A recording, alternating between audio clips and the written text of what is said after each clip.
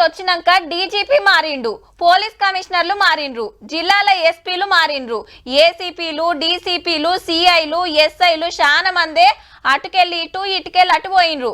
అప్పటి లీడర్లు వాళ్ళకి కావాల్సిన వాళ్ళను కావాల్సిన కడ పెట్టుకున్నారట. మరి దానికే మనం ఎంతో చెప్పుకున్నాం, కానీ అలా ఏమైందో చూడుర్రి.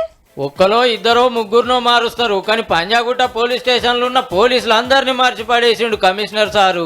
ఎస్ఐల కాంచి కానిస్టేబుల్ దాకా ఎవ్వరు నిడసలే. ఒక్కటే స్టేషన్ లో ఒక్కపారే 85 మందిని ట్రాన్స్ఫర్ చేసుడు ఇదే రికార్డు కావచ్చు. ఎమ్మటే కొత్తోళ్ళని పెట్టిండ్రు కూడా.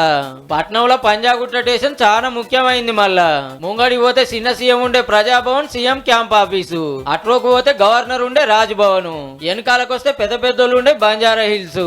ఈ స్టేషన్ కిందనే ఎందరో సీనియర్ ఐఏఎస్లు, ఐపీఎస్లు, జడ్జీలు ఇండ్లు ఉంటాయి. ఎన్నో ముఖ్యమైన సర్కార్ ఆఫీసులు ఉన్నాయి. అయితే ఏడేమైతుంది, ఎట్లయితుంది మొత్తం వివరాలు బీఆర్ఎస్ పార్టీకి చెప్తున్నట్టు ఇలా పనిచేసే చాలా మంది. మొన్న పాత ఎమ్మెల్యే షకీల్ బాయ్ కొడుకును కార్ టక్కర్ కేసులకెళ్లి తప్పిస్తానికి చానే కష్టపడితే ఓ సిఐ గారు సస్పెండ్ అయ్యిండు. స్టేషన్ బెయిల్ ఇస్తానికి లంచాలు గుంజుతున్నారట.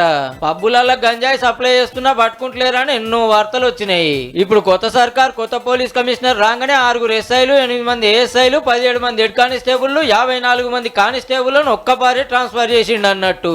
ఈ దెబ్బతోటి కన్వర్టేషన్లలో సుత చక్కగా పనిచేస్తారు. ఇక గమ్మత్ ఏందంటే అప్పట్లో దేశంలోనే బెస్ట్ పోలీస్ స్టేషన్ అవార్డు సుత వచ్చింది. అంటే బంగ్లా అందంగా ఉన్నది కానీ సార్ల డ్యూటీలే అధ్వానం ఉన్నాయి అన్నట్టు.